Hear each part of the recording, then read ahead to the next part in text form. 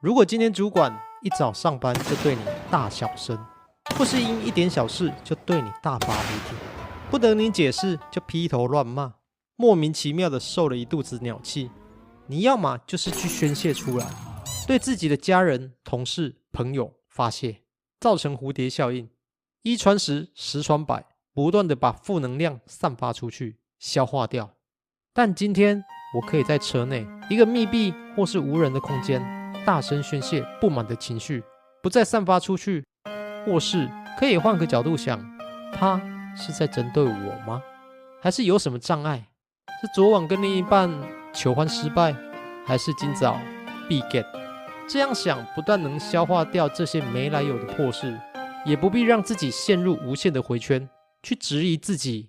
哎呀，是不是臣妾不得宠啦？还是哪里做得不够好呢？